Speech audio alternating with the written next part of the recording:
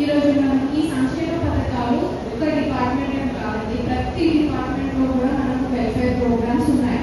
ఈ రోజు మనం సమయం తక్కువ ఉండటం వల్ల కొన్ని డిపార్ట్మెంట్స్ ఈ డివిజన్ కి సంబంధించి ఈచ్ స్కీమ్ లో ఎంత బెనిఫిట్స్ ప్రొవైడ్ చేయగలం అన్నది చదివి వినిపించారు.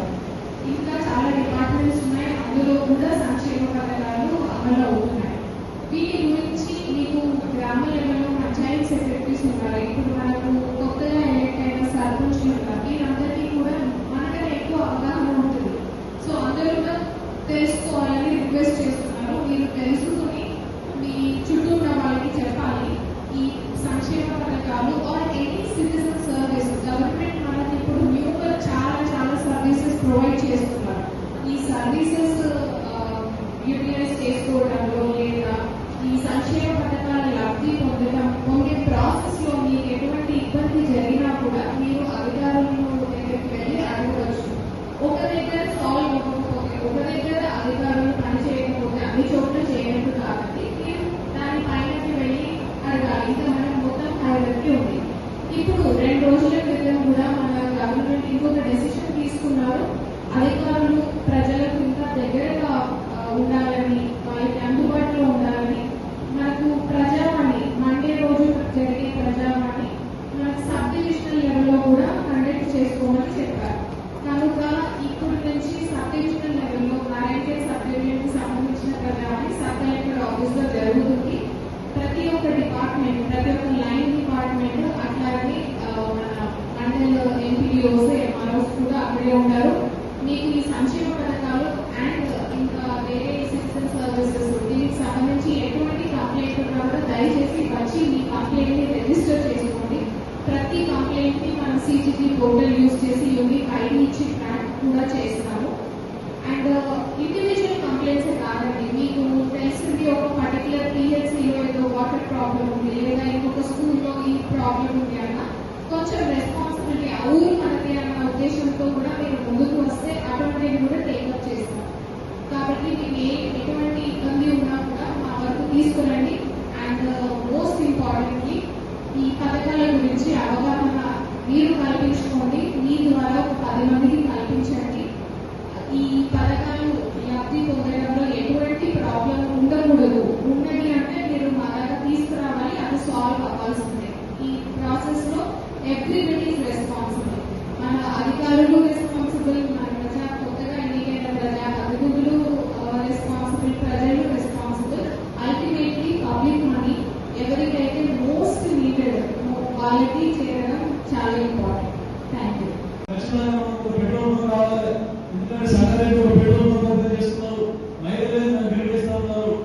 మీరు కూడా నిజాంపేట ఒక పెట్రోల్ బంక్ మనం శాంక్షన్ చేస్తున్నామని చెప్పేసి మీరు ముందుకు రావాలని చెప్పేసి మీకు కూడా సోదరులు కోరుతా ఉన్నాను. ఆల్రెడీ కలెక్టర్ గారు చెప్పారు. సో ఇన్ని మీ గురించి మహిళల గురించి ఇంత ఆలోచిస్తా ఉంది ఈ ప్రభుత్వం. గతంలో కనీసం వడ్డీ మాఫ్ చేయలేని పరిస్థితి. బై ఎలక్షన్ వస్తే అక్కడ మాత్రం వడ్డీ మాఫ్ చేయాలి, అక్కడ మాత్రం సంక్షేమ పథకాలు అమలు చేయాలి.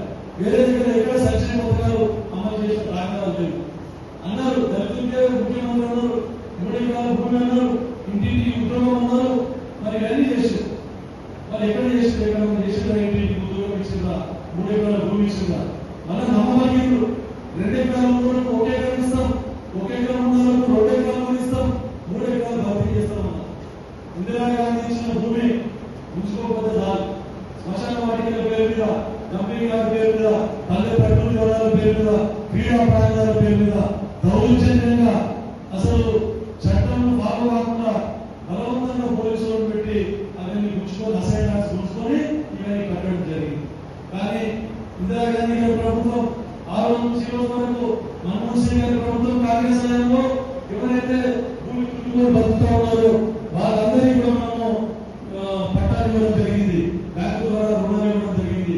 ఇందిరాగాంధీ ప్రభుత్వం లోన్ చేసి కరెంట్ ఇచ్చి వాళ్ళందరికీ బ్యాంకు ద్వారా లోన్ ఇచ్చి వ్యవసాయం చేసిన విధంగా జీవనాధారం లభించే విధంగా కృషి చేసిన ప్రభుత్వం అంటే మన కాంగ్రెస్ ప్రభుత్వం అని చెప్పేసి మరొకసారి మీకు అందరికీ తెలియజేస్తా ఉన్నాం. మరి ఎస్సీ కార్పొరేషన్ మొత్తం నిర్వీర్యం, ఎస్టీ కార్పొరేషన్ నిర్వీర్యం, బీసీ కార్పొరేషన్ నిర్వీర్యం. ఏ కార్పొరేషన్ లో 1 రూపాయి లోన్ లేదు.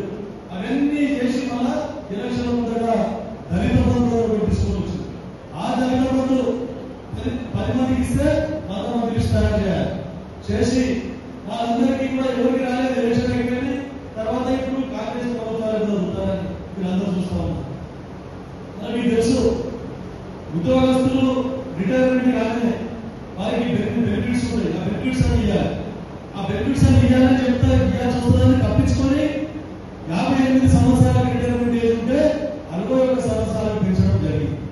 రేవంత్ రెడ్డి గారి ప్రభుత్వం ఈరోజు ఇంత ఆర్థిక వ్యవస్థ చిన్న బిజినెస్ చేసి పోయినప్పటికీ కూడా ఖర్చు తగ్గించుకొని రెవెన్యూ జనరేట్ చేసుకొని మరి ఈరోజు వాళ్ళకు కూడా ఇవ్వాలని చెప్పేసి మీకు అందరికీ తెలుసు.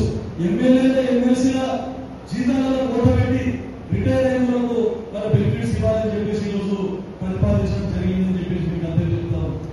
64 ఏళ్ళు మేము కూడా పెంచవచ్చు. 55 నుంచి 61 ఆయన చేసి 61 నుంచి 64 చేసి మేము కూడా తప్పించుకోవచ్చు. కానీ వీళ్ళనే ముందు ఇంకా 3 సంవత్సరాలు కొనసాగిస్తే నిరంతర శ్రమపడి ఎంతో మంది ఎగ్జామ్స్ రాసి పాస్ అయ్యి కొత్త ఉద్యోగాల గురించి కొత్త యువకులు ఎంతో మంది ఉద్యోగాల గురించి వెయిట్ చేస్తా ఉన్నారు. మరి వారి పరిస్థితి ఏంటి? ఇంకా పెంచుకుంటూ పోతే వారికి ఉద్యోగాలు రాకుండా పోతాయి. కాబట్టి ఎంత కష్టమైనా సరే ఏదో విధంగా వాళ్ళకు రిటైర్మెంట్ బెనిఫిట్స్ ఇస్తాం. ఇచ్చి మళ్ళీ కొత్త యువతకు ఎవరైతే పరీక్ష పాస్ అయి వస్తా ఉన్నారో వారికి ఉద్యోగ అవకాశాలు కల్పించాలి. ఏదైతే వాళ్ళు నష్టపోతారని చెప్పేసి ఈరోజు మరి పెన్షన్ పెంచకుండా వారికి ఉద్యోగ అవకాశాలు కల్పిస్తా ఉన్నామని చెప్పి చెప్తాను. అంటే దాని తర్వాత రాజశేఖర రెడ్డి గారు ఉన్నప్పుడు ఇందులో వచ్చింది. మళ్ళీ ఇప్పుడు రేవంత్ రెడ్డి గారి హయాంలో ఇందులో వస్తున్నాయంటే కాంగ్రెస్ పార్టీ ప్రభుత్వాలు పేదల గురించి ఆలోచిస్తున్నదా లేదా నేను అందరికీ శ్రమంగా గతంలో డబ్బులు పెట్టుకున్నారు. అందులో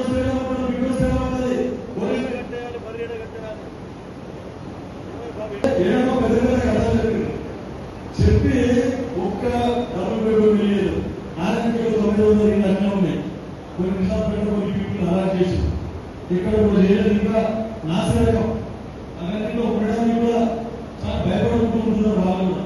అట్లాంటిది చూస్తా ఉన్నాం. ఈరోజు ఒక్కొక్కరికి 5 లక్షల రూపాయలు ఇస్తే దానికి 3, 4 కొంతమంది ఇంకా డబ్బులు వేసుకొని కూడా మంచి పెద్ద విద్యార్థులు వస్తుంది. ఎందుకంటే మనకు 60 గజాల అంత లోపల కట్టుకోవాలని చెప్పేసి 600 ఎస్ఎఫ్టీ వస్తా ఉన్నాం. డబ్బులు బెడ్రూమ్, 2 బెడ్రూమ్లు, ఒక హాల్, ఒక కిచెన్, ఒక టాయిలెట్ ఇవన్నీ వస్తారు. మన దాంట్లో పూజ ఇల్లు కూడా కట్టుకుంటున్నారు. నిజంగా చూసి అబ్బులు పడుతున్నా. కొన్ని చోట్ల పోతే ఎంత బాగా కట్టుకున్నారంటే నిజంగా అప్రిషియేట్ చేయాల్సిన అవసరం ఉంది. ఇంకా మనం ప్రోత్సహించాలి. కొంతమంది కట్టుకోలేదు. కట్టుకుని వారి ఇంట్లో కూడా మనం మాట్లాడినట్టుగా ఎవరైతే కట్టుకుంటా ఉన్నారో ఎంపీలో పడింది అనంతరం ఉన్నా కూడా ఎంపీలో పడింది అనంతరం మీద వాటన్నింటిలో మనం పొగిడే శ్రీనివాస్ రెడ్డి గృహ శాఖ మంత్రి, రెవెన్యూ శాఖ మంత్రి సమీక్ష చేస్తే ఈ ప్రాబ్లమ్స్ అక్కడ చెప్పడం జరిగింది. అని చెప్పి ఎంపీలో ఉన్నాయని జనంలోకి మార్చి తర్వాత అడగ ఉన్న మాత్రమే తెలుగులో ఉండాలి. మళ్ళీ ఎల్లకు మార్చి వాళ్ళకు కూడా త్వరలో ఇప్పుడు మనం ఎవరైతే కట్టుకోనికి లేకుండా మిగిలిపోయిందో ఆ ఇద్దరు కూడా మళ్ళీ వాళ్ళకి శాంక్షన్ చేస్తారు కట్టుకునే వాళ్ళు. అది కాకుండా గతంలో ప్రజాపాలన దాంట్లో దరఖాస్తు చేసుకోవాలి. ఎవరికైతే మొదటి విడతలో ఇల్లు రాలేదో ఆ మొదటి విడతలో ఇల్లు రాలేదో కూడా అర్హత ఉన్న వాళ్ళందరూ కూడా ఇప్పుడు అప్లికేషన్ పెట్టుకోవచ్చు. మళ్ళీ ఎందుకంటే సైకోపై చేస్తూ ఉన్నారు. ఎంపీఓ ద్వారా మీరు పంచాయత్ సెక్రటరీల ద్వారా అప్లికేషన్ పెట్టండి. ఎవరైనా అనుకుంటున్నారు మాకు గత ప్రభుత్వంలో ఆ పార్టీ మా పార్టీలో ఇస్తాం ఈ పార్టీలో ఇస్తాం కాదు. ఎవరైనా బీజేపీ ఉంటే పూరే శ్రమంతో వారికి ఇల్లు ఇచ్చే విధంగా కృషి చేస్తా ఉన్నా. బీజేపీ కూడా అవకాశం కల్పించే విధంగా మా అధికారులు కృషి చేస్తారు. పంచాయత్ సెక్రటరీలు కూడా మీరు ఎవరు బీజేపీ వాళ్ళకి ప్రయారిటీ ఇవ్వాలి అని చెప్పేసి పార్టీ రైతుగా అందరినీ గుర్తిస్తే సెకండ్ విడతలో మళ్ళా 3500 ఇల్లు మా ప్రభుత్వం ఇవ్వడానికి రెడీగా ఉందని చెప్పేసి మీకు అందరికీ తెలియజేస్తున్నాం. వర్షాకాలం బ్యాంక్ అయింది, వర్షాలు బ్యాంక్ పడతాయి, ఇవన్నీ తాగునీటి సమస్యలు ఉండదు అని చెప్పేసి మీకు అందరికీ చెప్తాము. ఇప్పుడు అసలు ఏది వాటర్ షెడ్స్ మొత్తం మానేసింది. గత ప్రభుత్వంలో ఎక్కడైనా శాంక్షన్ అయిన వాటర్ షెడ్స్ కూడా అసలు వర్క్ జరగలేదు. ఇప్పుడు ఈ ప్రభుత్వం వచ్చిన తర్వాత ప్రభుత్వాన్ని నాపడాలని మేము రిక్వెస్ట్ చేసి మళ్ళీ వాటర్ షెడ్స్ తీసుకొస్తా ఉన్నాం. ఇప్పటికీ నారాయణకి 2 వాటర్ షెడ్లు శాంక్షన్ అయినాయి. ఇంకా కూడా 3 వాటర్ షెడ్లు ప్రతిపాదనలు పంపించాం. దాంతోనే పెరుగుతుంది అని చెప్పేసి వర్షపాతం పెరుగుతుంది అని చెప్పేసి కూడా వర్షం నీటిని మనము ఒడిసి పట్టుకొని అక్కడే భూమిలో ఇంకే విధంగా మనం కృషి చేస్తే మనం వర్షం నీళ్ళు వేసుకోకుండా అక్కడే చెట్టాలు కానీ కందకాలు కానీ తగ్గ చేస్తే ఎక్కువ చేస్తే మన నీళ్ళు మనకు సరిపోతాయి. తాగునీటి కొరత మనకు రాదు. ఊళ్ళల్లో వ్యవసాయ భూములు కానీ తాగే నీళ్ళు భూములు కానీ మనకు నీళ్ళు ఇంటికి అందరికీ చెప్తాము. ఇంకొక ఎత్తు తర్వాత సంక్షేమ పథకాల ఈ పనులన్నింటితో పాటు మళ్ళీ మనము రేషన్ కార్డు ఈ మధ్య గతంలో సన్న బియ్యం లేకుంటే అందరు సగం రైతులకే వాళ్ళకి అమ్ముకుని మళ్ళీ రీసైకిల్ అవుతుంది. ఉత్తమ్ కుమార్ రెడ్డి గారు సివిల్ సప్లైస్ మినిస్టర్ వాళ్ళు వస్తున్న రేషన్ కార్డు గురించి మరి ప్రతి ఒక్కరికి ఎంతమంది కొత్తగా పెళ్లి లేకుండా వచ్చిందో కొత్తగా పిల్లలు పెద్దగా పెళ్లి లేదో వాళ్ళందరికీ కూడా రేషన్ కార్డు ఇవ్వడం జరిగింది. కొత్త రేషన్ కార్డు లేదు అనుకున్నా అలాగే నిరంతర ప్రక్రియ కొంతమందికి రాకుండా కూడా మళ్ళీ మీకు కొత్త రేషన్ కార్డు అప్లై చేసుకోవచ్చు. కొత్త రేషన్ కార్డు వచ్చిన తర్వాత వారందరికీ కూడా సన్నబి 8,000 కోట్ల రూపాయలతో ప్రతి ఒక్క కుటుంబానికి మనకు సన్నబి ఇవ్వడం జరుగుతుంది. 90% మంది సన్నబియ్యాన్ని తిరగడానికి ఒత్తిడి తీసుకొచ్చి పనులు స్టార్ట్ చేస్తే పనులు స్టార్ట్ చేసిన 3 రోజుల తర్వాత ధర్నా చేస్తారు. పోయి కాంగ్రెస్ సమయంలో శాంక్షన్ చేసుకోవడం పట్టించుకుంటలేదు. అది నిజంగా కూడా ఆశాస్పదం. రోడ్ పనులు స్టార్ట్ అయిన 3 రోజులైంది ధర్నా అంటే దానికి ఏదైనా మన ప్రజలకు మభ్య పెట్టాలి. ఏమని మేము ధర్నా చేసేటనే రోడ్లు శాంక్షన్ అయ్యి స్టార్ట్ చేసేదని చెప్పేసి అంటే మళ్ళీ పిచ్చోడాలు చోరుకు పెట్టుకోలేదు. ప్రతి అర్థం చేస్తా ఉన్నారు. ఎవరైతే ఎవరైతే చేస్తామని చెప్పేసి తప్పులు అందరూ చేస్తారు. పొరపాటు నేను కూడా చేస్తాను. నాకు ఎన్ని నేను కూడా ఎప్పుడు పొరపాటు తెలుసు. మా కార్యకర్తలతో కానీ ఇక్కడ వీడియో వెళ్ళినప్పుడు గ్రామాలలో ప్రజలతో కానీ కొన్ని పొరపాటు నాయకులు ఉండవచ్చు. కాబట్టి మీరు నా దృష్టికి తీసుకొని వస్తే ముఖ్యంగా ప్రభుత్వం చేసే తప్పులు దృష్టిలో తీసుకొని వస్తే ప్రభుత్వం దృష్టికి మళ్ళీ తీసుకొని పోయి మీ సమస్యలు ఏమున్నాయో నా ద్వారా సాల్వ్ అయ్యేది నేను సాల్వ్ చేస్తాను. ఇంకా ప్రభుత్వం ద్వారా సాల్వ్ అయ్యేటంటే ప్రభుత్వం తీసుకొని పోయి ఆ సమస్యలన్నీ తీర్చే విధంగా నేను కృషి చేస్తానని చెప్పేసి మీకు అందరికీ చెప్తూ మరొకసారి పోలీస్ డిపార్ట్మెంట్ ను అభినందించక తప్పదు. ఎందుకంటే చాలా మంచి సైడ్ చాలా కృషి చేసిందని చెప్తూ అవకాశం ఇచ్చినందుకు మీకు అందరికీ ధన్యవాదాలు తెలుపుకుంటా ఉన్నాను. ఆ పథకాలని చెప్తూ కలెక్టర్ గారు చెప్పారు. అదే ప్రతి ఒక్కరు మన బాధ్యత. సో ఈరోజు ఈ 99 రోజుల పరిపాలనలో భాగంగా నియోజకవర్గ స్థాయి ప్రజాపాలన కార్యక్రమంలో ప్రజాపాలన ప్రగతి ప్రణాళిక ఈ కార్యక్రమంలో భాగంగా నాతో ఉన్నటువంటి సబ్ కలెక్టర్ గౌరవనీయులు ఉమారెడ్డి గారు మరియు మన స్పెషల్ ఆఫీసర్ గా ఉన్నటువంటి జిల్లా వ్యవసాయాధికారి సుబ్బారావు గారు కొంత వేదికమైనటువంటి ఇంకా అధికారులు జిల్లా అధికారులు మండలాధికారులు తర్వాత గ్రామ అధికారులు తర్వాత ఇక్కడ ఉన్నటువంటి కొత్తగా ఎన్నికైనటువంటి సర్పంచ్ సోదరులు సోదరులు మరి పంచాయత్ సెక్రటరీలు ఇంకా ప్రతి ఒక్కరికి పత్రికా మిత్రులందరికీ ముఖ్యంగా పోలీస్ శాఖ వారికి అందరికీ కూడా నాకు నమస్కారం. పోలీస్ శాఖ ఒకటే కరెక్ట్ టైం కరెక్ట్ మైక్ వచ్చింది. పోలీస్ శాఖ ఒకటే కరెక్ట్ కూర్చుంది. అది ఒకటి అదొక వ్యవసాయం చాలా మంచి ప్రోగ్రామ్ అది. చాలా ఎందుకంటే ప్రాంతం చాలా మంది కోల్పోతున్నాము. పోలీస్ డిపార్ట్మెంట్ అన్ని డిపార్ట్మెంట్లేమో ప్రగతి అభివృద్ధి వీళ్ళేమో పాపం మనం అనుకున్నాం అందరూ రోడ్డు మీద పోతామంటే 10 పైసలు కలెక్ట్ చేస్తామంటే ఫైన్ చేస్తారు పోలీసులు. ఫైన్ కాదు, మన ప్రాణాలు కాపాడడానికే ఆ పోలీస్ డిపార్ట్మెంట్ ప్రయత్నం అని చెప్తా ఉన్నాం. ఎంతో మంది చూస్తా ఉన్నాం. పెన్షన్లు వస్తూ ఉన్నారు. యంగ్ పీపుల్స్ ఎంతో మంది 18 పిల్లలు వస్తూ ఉంటే చిన్న చిన్న పిల్లలతో వాళ్ళకి బాధ అయింది. సార్ మా పెన్షన్ ఎట్లా చెప్పామంటే సార్ తాగి సైకిల్ కూడా యాక్సిడెంట్ చెప్పాడు, రోడ్ యాక్సిడెంట్ చెప్పాడు. అంటే ఆ కుటుంబం రోడ్లో ఉంటాడంటే కదా. ఒక భర్త లేకపోతే భార్య చిన్న పిల్లలు ఉంటే వారి భవిష్యత్తు ఏం కావాలి.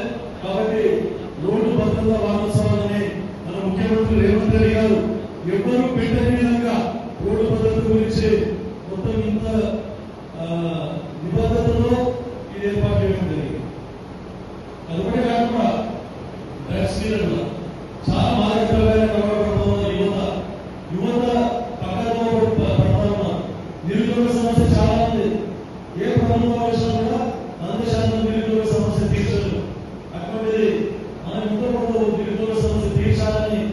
కంకణం కట్టుకొని ప్రభుత్వం ముందుకు పోతా ఉంది. నిరుద్యోగ సమస్య ఉంటే ప్రైవేట్ సెక్టర్ వాళ్ళకి ఉద్యోగాలు కల్పించాలని చెప్పేసి స్కిల్ యూనివర్సిటీ తర్వాత వారికి ట్రైనింగ్ ఇచ్చి వివిధ రంగాల్లో వారికి ట్రైనింగ్ ఇచ్చి ఉద్యోగ అవకాశాలు ప్రైవేట్ సెక్టర్లో కల్పించాలనే ఉద్దేశంతో మన ముఖ్యమంత్రి గారు మా ప్రభుత్వం కృషి చేస్తామని చెప్పేసి మీకు అందరికీ సభాముఖంగా తెలుపుతున్నాము. అయితే ఉద్యోగాల సమస్య ఉంటే వారికి ముందుగాలని ఉద్యోగంలో నిరుద్యోగ సమస్య పెరిగిపోతా ఉంటే మనము అడిక్ట్ అవుతాము. వివిధ చెడు అలవాట్లకు మొత్తం వ్యసనాలకు బానిసై కుటుంబం వారు కూడా ఆరోగ్యం పాటు చేసుకుంటారు. వారి రోడ్డు తల్లిదండ్రులను బాధ పెట్టి వారు కూడా రోడ్డును పడతారు. వారి భవిష్యత్తును పాటు చేసుకుంటారు. అట్లాగే కూడా క్రీడా యూనివర్సిటీ పెట్టి స్పోర్ట్స్ లో అక్కడ పెట్టే గమనం అక్కడ ధ్యాస పడకుండా డ్రగ్స్ పెట్టి ఇక్కడ మొత్తం మనం స్పోర్ట్స్ లో కూడా ముందుకు పోవాలని చెప్పేసి స్పోర్ట్స్ యూనివర్సిటీ కూడా మన ముఖ్యమంత్రి స్థాపించడం జరిగింది. ఎందుకంటే ఈ ఇష్యూస్ ఎవరు చెప్పలేదని పోలీస్ డిపార్ట్మెంట్ సంబంధించింది కాబట్టి అన్ఎంప్లాయ్మెంట్ సమస్య చెప్తా ఉన్నాయి. దీన్ని ఉపయోగించుకొని వీళ్ళందరూ మాదక ద్రవ్యాలకు బానిస కాకుండా ఎప్పుడు రోడ్ సేఫ్టీని పాటించి మీ భవిష్యత్తును తీర్చిదిద్దుకునే విధంగా అన్ని ప్రభుత్వం అందించే అవకాశాలు అందిపుచ్చుకొని మీరందరూ కష్టపడి చదివి అన్ని గ్రూప్స్ ఎగ్జామ్స్ రాసి ఇంతకుముందు ఏమంటే సార్ టీచర్ జాబ్ నారాయణ ఎప్పుడు చెప్తాము నిరుద్యోగులకు టీచర్లు జాబ్ ని ఓరియంటేషన్ గా చదవకండి అయిపోయింది. దాన్ని అధిగమించడం నారాయణలో ఒకప్పుడు విద్యలో నిలబడడం చెప్తుంది. కానీ నారాయణ ఈ రోజు స్టేట్ లో ర్యాంక్ తీసుకుంటామంటే మన ఉపాధ్యాయుల ఘనత మన విద్యార్థుల ఘనత చెప్తాము. ఎందుకంటే అందరూ కావాలి మన గ్రూప్ 1 గ్రూప్ 2 గ్రూప్ 3 గ్రూప్ 4 కూడా చాలా మంది ఉద్యోగాలు వచ్చాయి, అపాయింట్మెంట్ ఆర్డర్స్ వచ్చాయి, చాలా మంచి ర్యాంక్స్ ఉంది. కాబట్టి ముందు ప్రతి ఒక్కరికి ఏం చెప్తామంటే మీరు మినిమం డిగ్రీ చదవాలి, గ్రూప్స్ ప్రిపేర్ అయ్యింది, కాంపిటేటివ్ ఎగ్జామ్స్ ఓడి అందరూ ఐఏఎస్ ఐపీఎస్ టార్గెట్ గా పెట్టి గ్రూప్స్ టార్గెట్ గా పెట్టి ప్రిపేర్ అయ్యే ఎగ్జామ్స్ గా చెప్తా ఉన్నా. కేవలం టీచర్ జాబ్ ను దృష్టిలో పెట్టుకుని మీరు ముందుకు పోకండి అని ఎన్నోసార్లు చెప్తా ఉన్నా. ముఖ్యంగా మా మేడం గారు కూడా లైబ్రరీస్ మీద చాలా శ్రద్ధ. నేను కూడా లైబ్రరీస్ వచ్చినప్పటి నుండి అన్ని చోట్ల మంచి లైబ్రరీస్ పెట్టాలి. లైబ్రరీస్ ఉంటే ఈ ధ్యాస వదలకుండా అందరూ ఒకరి చూసి ఒకరు చదువుతా ఉంటారు. ఒకరు ఇద్దరు లైబ్రరీకి పోతే వాళ్ళ ఫ్రెండ్స్ అందరూ అరే వాళ్ళ రోజు మనం కూడా బాగా చదువుతున్నారు అని చెప్పేసి అందరికీ కూడా లైబ్రరీకి పోతూ ఉంటారు. ఎన్జిఓ ఆర్గనైజేషన్స్ లోని ఎన్నో బుక్స్ విధాలుగా ఇప్పిస్తా ఉంటారు మేడం. అది కూడా కాకుండా సిఎస్ఆర్ ఫండ్స్ ముఖ్యంగా ఈ కార్పొరేట్ సంస్థల సిఎస్ఆర్ ఫండ్స్ అన్ని అప్పుడు గతంలో సిద్దిపేట సిరిసిల్ల ప్రజలు మాత్రం ఉంది. ఇప్పుడు అట్లా కాకుండా అధికారులందరూ దృష్టి పెట్టి వెనుకబడిన ప్రాంతాలకు తీసుకొచ్చి లైబ్రరీస్ కానీ స్కూల్స్ కానీ హాస్పిటల్స్ కానీ డెవలప్ అయ్యే విధంగా ఈ సిఎస్ఆర్ ఫండ్స్ ఇవన్నీ కూడా తీసుకొని రావడం జరుగుతూ ఉంటుందని చెప్పేసి మీకు అందరూ చెప్తా ఉన్నాను. ముఖ్యంగా గతంలో ప్రభుత్వం మనకు సోనియా గాంధీ గారు ఎప్పుడు చెప్తా ఉంటారు తెలంగాణ ఇచ్చినప్పుడు 17,000 కోట్ల రూపాయలు బిల్లులో పెట్టుకున్న తెలంగాణ రాష్ట్రాన్ని 10 సంవత్సరాలు పరిపాలించి దివాలా తీయించి 8 లక్షల కోట్ల అప్పుతోనే మనకు మన చేతుల్లో పెట్టడం జరిగింది. ముఖ్యమంత్రి రేవంత్ రెడ్డి గారు పక్కన చెప్పడం జరిగింది. సో అప్పటి నుండి ఇప్పటి వరకు ఇంత ఆర్థిక వ్యవస్థ దిగజారిపోయినా కూడా ధైర్యంతో ముందుకు పోతూ ఈ ఎలక్షన్ ఇచ్చిన హామీలని కొంచెం లేట్ అయినా కూడా ఖచ్చితంగా నెరవేర్చాలని కంకణం కట్టుకొని ముందుకు పోతూ ఒకరికొకటిగా ఇచ్చిన హామీలను నెరవేర్చుకుంటూ మనం అందరూ వస్తా ఉన్నాం, మీరు చూస్తా ఉన్నాం. కాకపోతే కొన్ని ప్రతిపక్షాలు ఇంకెప్పుడు అంటుంది అయ్యా బాబు మీకు 10 సంవత్సరాలు ప్రజల అవకాశం కల్పించింది. 10 సంవత్సరాలు ప్రజల అవకాశం ఇస్తే మరి మీరు ఏదో ఓట్లు కలుపుకునే కార్యక్రమం అటువంటి స్కీమ్ తప్ప అభివృద్ధిని మొత్తం మర్చిపోలేదు. విద్యా వ్యవస్థను మొత్తం మీరు నిర్వీర్యపరిచారు. తర్వాత వైద్య వ్యవస్థను నిర్వీర్యపరిచారు. ఎంప్లాయ్మెంట్ అన్ఎంప్లాయ్మెంట్ పెంచి పోషించారు. అసలు ఒకరికి ఉద్యోగాలు లేదు. రోడ్ల పరిస్థితి చాలా అనుమానంగా ఉంది. ఇన్ఫ్రాస్ట్రక్చర్ ఎక్కడ లేదు. కేవలం మిషన్ పరిగెత్తా ఉన్నారు. ఉన్న పైపులు తీసి మళ్ళీ కొత్త పైపులు వేసిండ్రు.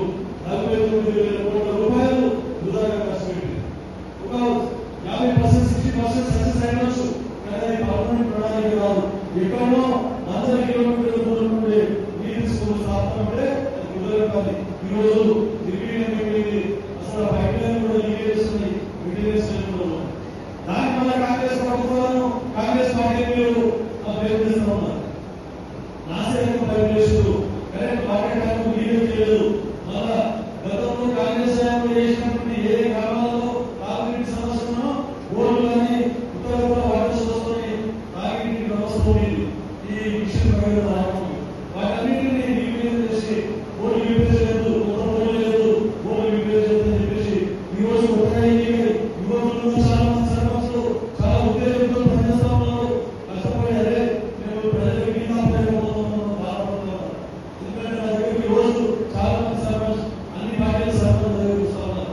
సార్ మా బోర్ సార్ కొన్ని చోట్ల మీకు బోర్ వేసుకుని నీళ్ళు పడతారు. ఎందుకంటే మన నీళ్లు మంచిగా ఉండి సింగులో నీళ్ళు తగ్గిపోయింది. కాబట్టి ముఖ్యంగా మనకి తాగునీటి సమస్య ఉంది. ఇది ఎప్పుడు జరిగిన దృష్టిలో గతంలో గవర్నమెంట్ మంత్రులు క్రాంతికారులు ఉన్నప్పుడుగా మనకి నాలుగు కోట్లు తీసుకోవడం జరిగింది. రాజకీయ కూడా మళ్ళీ మనకు ముందు ప్రతిపాదనలు ఇస్తే సరిపోవని చెప్తే మళ్ళీ ఇంకా ఎక్కువ ఇస్తారని చెప్పారు. అందరూ ట్రాన్స్ఫర్ ఈ విధంగా వచ్చిన తర్వాత కలిసిగా నియోజకవర్గ సమస్య ముఖ్యంగా తాగునీటి సమస్య ఉందని వారికి కూడా నిర్ణయించుకోవడం జరిగింది. ఎందుకంటే రోజు సర్పంచ్ వస్తాము కాబట్టి ఏదో అభివృద్ధి చేయాలని తప్పదని కొత్తగా ఎన్నికై వచ్చారు. వారికి ఏం చేయకపోవడం బాధ నాకు ఉంది. అయినా చెప్తాను ఒక్కొక్కరికి ఒక్కొక్క బోర్ వేసుకోండి, నీళ్ళు దగ్గర బోర్ వేసుకోండి. మీ మనసులో మీరు బోర్ వేయండి, నా మనసులో నేను బోర్ వేస్తా అని కూడా చెప్పడం జరుగుతాం. తర్వాత ఉపాధ్యాయులు పనులు చేస్తున్నాం. కొన్ని తొందరగా చేయడం వల్ల డిలీట్ అయిపోయింది. డిలీట్ అయిన తర్వాత మళ్ళీ సైట్ ఓపెన్ చేస్తామని చెప్తా ఉన్నారు. ఎంతమంది చేస్తారో తెలియదు. తర్వాత మనకు వైరస్ పత్రాల గురించి అవన్నీ డిలీట్ అయితే మళ్ళీ తొందరగా అవన్నీ మళ్ళీ స్టార్ట్ చేస్తాము. ఇంకా మనకి ఎంఆర్ఏ పేరు మార్చి జీవాంశ ఉపయోగపెట్టించడం. మరి మనకు 90% నిధులు కేంద్ర ప్రభుత్వం ఉంటుండే, 10% నిధులు రాష్ట్ర ప్రభుత్వం ఉంటుంది. అట్లాంటిది మళ్ళీ ఇప్పుడు మనకు రాష్ట్రానికి కూడా భారం మోపింది. 40% రాష్ట్ర ప్రభుత్వం ఇస్తేనే 60% 60% కేంద్ర ప్రభుత్వం ఇస్తుంది. కాబట్టి కొంచెం గైడెన్స్